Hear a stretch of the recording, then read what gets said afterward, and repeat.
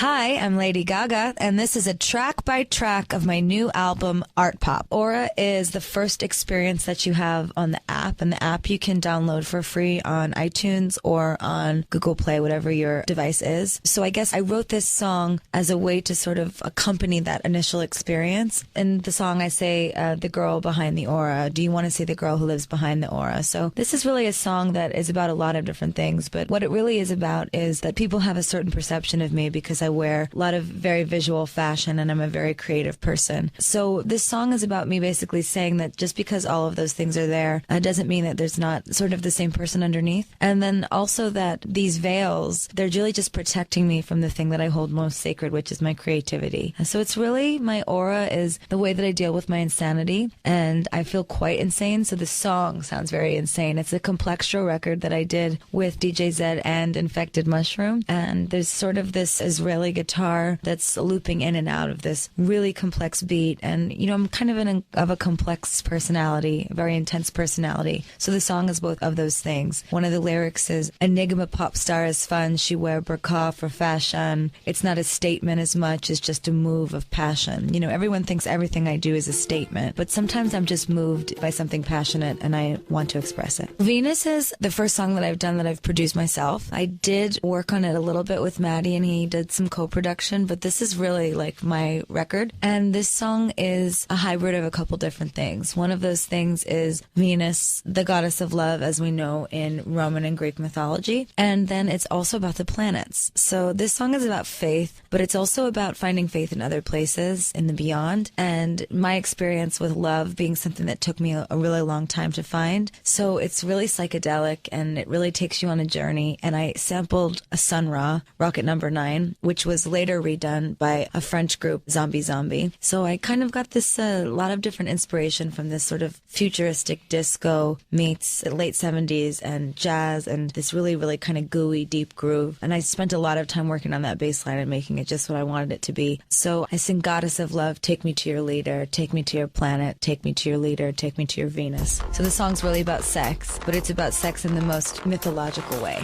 GUI, I did this record with Zed. You know him from Clarity as a great song. What I really like about GUI is it's really about new wave, like third wave feminism, which is that we don't feel the need, for me anyway, to be on top all the time or be in charge or take control like a man. I'm a power bottom. I like to be underneath. So GUI stands for girl under you. So in the song I say, I wanna be that GUI, the girl under you guy. So the record's all about being comfortable being underneath because you're strong enough to know that you don't have to be on top to know you're worth it. And it's great because I worked on it with Zed, but again, like since I co-produced on the record, it's really fun, I think, for Zed's fans to hear how different this is from his other stuff. You know, you can hear two people really collaborating and having a true exchange between auras. Sex Dreams is about sex dreams.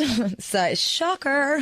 But the record, when I was working on it, started out as this Mumba groove, and we all just kind of spent a lot of time in the room together, really like letting the groove hypnotize us. And I started writing, and everyone will tell you when I wrote it that they just didn't really know where I was going with it for like 3 hours. They just were just not understanding. And then once I hit the chorus, they were like, oh yeah, I get it. It all makes sense. And anytime we've tried to remove or replace different parts of the song, it never quite flowed the same way. And the chorus never hit as hard. So it's a really special tune. It's really a journey. And I'm alternating between speaking and singing. And when I'm speaking, I'm talking to one person. When I'm singing, I'm talking to the other. And then it reverses for the second verse. So I'm talking to my boyfriend who's in the bed with me, or my girlfriend, whoever. And the other person that I'm talking to is the person that's in the sex dream, who I'm having these fantasies about, and I feel like a criminal. So this song is about the type of sex dreams that I have also, which are maybe not what other people's sex dreams are like. Mine are really freaky and out there and crazy. So it kind of takes you through this journey through my mind, and then at the end, it sort of like gets you into that headspace of thinking, when I have a sex dream about somebody, then the next day, if I run into them, it's going to be really awkward. So it says, watch me act a fool.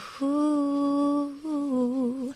Tomorrow when I'll run into you. Tomorrow when I'll run into you. So at the end of the song, it's kind of like everything comes together, whether it's the guy I'm talking to or the lover in my mind, the sex dream lover. In the end, I'm thinking about how foolish I'm going to be whether or not I run into either of them. Now, the next song, Jewels and Drugs, this is a song I also did with DJ White Shadow, and he really shines on hip-hop records, and he hails from Chicago, so there's a lot of trap influence on this song. But it really starts kind of in a space of where trap music started and really grows into a more electronic, sort of innovative, progressive trap song. And I was really excited to work with T.I., to work with Too Short, who's really amazing, and Twister, who's from Chicago. So, you know, that's a very special song for me also, because a lot of times when I have these hip-hop collaborations, they like dissipate into thin air. And I think it's because these rappers like go back into their crews and their groups, and everybody goes like, I don't know if you should work with Lady Gaga because she's got like gay fans, and, you know, I don't know if that's going to be a good look for you. But these guys are totally fearless, and they just don't care about any of that. And they really wanted to make a record that was inclusive,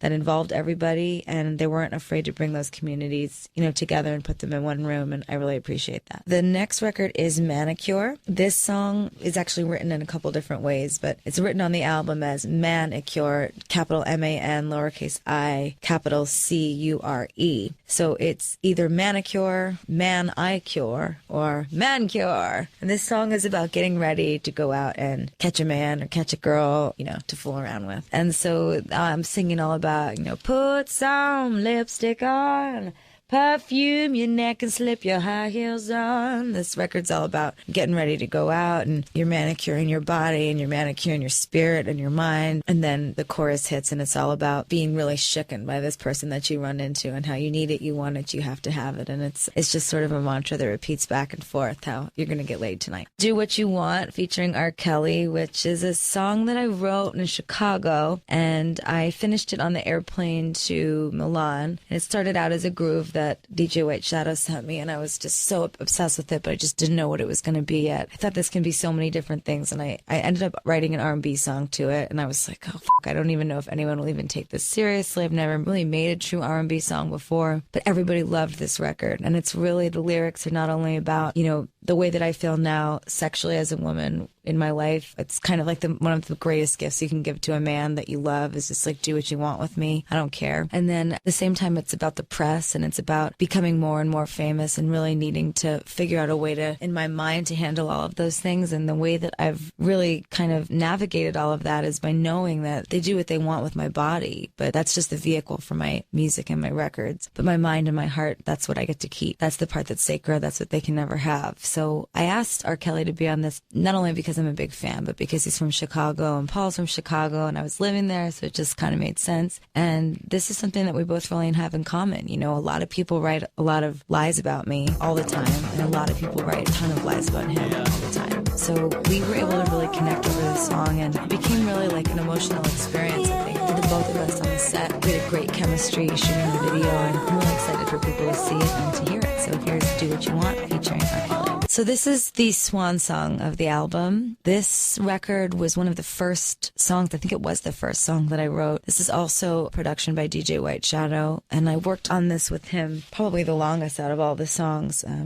It was very interesting the way that it all kind of happened. Once we made it, we really didn't want to do anything to it. And I'm not really like that. I like to edit and change and let things grow. But Art Pop is really an inferno. And it's the only song on the record that I didn't really want it to go anywhere or explode or orgasm. Because in a way that's kind of like composing something that would be just like every other sort of orgasm that I've ever had. And because it's really the center of the record, I really wanted there to be a more infinite tone to this concept of art pop, that we can put art in the front and not have the corporate world controlling art anymore. How can we, the artists, beckon for our ideas and for our visions to be the most important thing, the thing that's driving culture, that's driving these corporations? I didn't really want it to grow too much. I wanted it to kind of hypnotize people and become like a mantra. And I say we could belong together, art pop. So it's really a metaphor for love between me and my fans. If we can belong together, then maybe art and pop can belong too.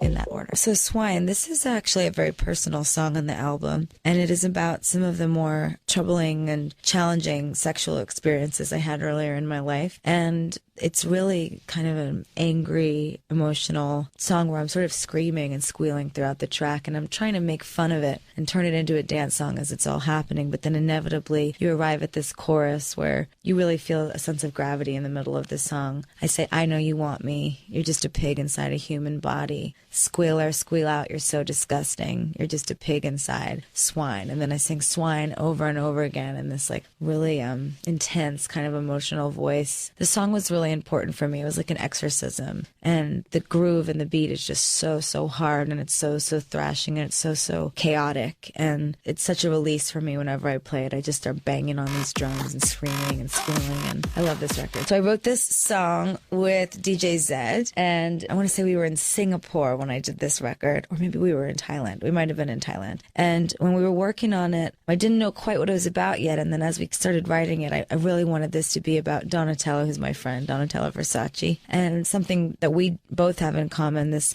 I guess this theme also is on Do What You Want a little bit, but this feeling of being misunderstood. But instead of hitting back at everybody about it, I'm sort of making fun of what they say about the both of us. So I say, I'm a rich bitch, I'm the upper class, I'm the pearl of your oyster, I'm a babe, I smoke Marlboro Reds and drink champagne. So it's just kind of ludicrous and over the top and ridiculous and sort of nothing that you would ever want anyone to write about you as a person, but they write about us this way all the time. So instead of allowing it to make us feel smaller, I'm shouting it from the rooftops over these like really bone-crushing beats. And it's just a really fun song. And she's a really good friend of mine, and she's really picked me up during times that were very hard in my life. So I also wanted to really tribute her on my record. So here's Donatella. This song is called Fashion, and I wrote this song with will.i.am. This is our first song we ever did together. We've been trying to kind of work together for a few years, but we're both very picky, and I just wasn't ready, and I didn't find the right song. It wasn't the right thing yet, but this was the right song and the right groove, the right track. It felt really good, and we worked on it for a while together, and we made it perfect, and we really spent a lot of time editing it until it was just right. And you know, this really is just a really fun song about being able to get dressed up and feeling like you own the world. And I think sometimes people always thought that when I was getting dressed up or, you know, putting on my outfits or doing my live shows that it was for attention, but I really feel a sense of growth and a sense of confidence in myself when I'm able to transform. And that's what this is about. And I think other people do too, just maybe on a smaller scale than I do.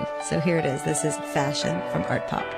The 12th track on Art Pop is called Mary Jane Holland. I wrote this song with Madian. He's an amazing DJ from France, amazing producer, amazing just musician. He's very, very young and very, very sweet, and I absolutely adore him. And when I was in Amsterdam, I called him and I was telling him, you know, I had some ideas about what I wanted to do on the album, and I said, you know what, just send me whatever you want. And he sent me these synth beat ideas, and I was in Amsterdam and I started writing, and then I dyed my hair brown, like literally out of nowhere. I just was like, Freddie, he does my hair. I just said, let's go. I don't want to be blonde anymore. He said, how come? And I said, I just feel like the world owns my blondness and it's not mine anymore. And I don't want to feel owned. And I want to go out today and I want to have a good time. And I don't want anyone to know it's me. I just need one night of just freedom. And I don't want to be wearing another wig while I'm doing it. So he dyed my hair and I went out and I just got super stoned and drank a bunch, and we went out to my favorite sex clubs and strip clubs and had a great time. And all night I kept calling myself Mary Jane Holland, and everybody kept calling me Mary Jane Holland. So it became this alter ego of who I became when I was smoking weed. And it really became a source of comfort for me that I could smoke and take something that would really help with my anxiety and help really bring me down from the pressures of being a star. And whenever I smoke, I really forget that I'm famous, and that's maybe not a good thing. But I really loved that. I really loved feeling just kind of like normal, and like I could go out and do whatever I want, and I could be stupid or be dumb or be smart and be fun, and it wouldn't matter. So in this record I say, I think that I could be fine if I could be Mary Jane Holland tonight. And it's true. I would say to myself, you know what, if I could just grab a toke and be a brunette, I think I'd be okay, just for like 1 evening. The next song on my album, Art Pop, is Dope. So then you get to the sort of sad end part of that story, which is that I became really addicted to marijuana. I know that sounds kind of crazy because people think you can't be addicted to it, but I guess I wanted to kind of be honest about it because I think a lot of people think you can't be, and I started to use it as a coping mechanism for my anxiety, and I'd smoke like 15 to 20 joints a day, just numbing my body, my spirit, everything. And eventually it makes you even more paranoid and sweaty and kind of worse than you were before you started smoking. And I lived high for like a whole year doing that, maybe a little longer. And it was really hard for people around me to see me in kind of a withdrawn state all the time. Even if I was creating and I was happy making music and doing what I did, it was hard for them to talk to me. And, you know, I'm usually like a really articulate person, and I wasn't so articulate anymore. And I was kind of just not really there all the time. So I wrote this song as an I'm sorry.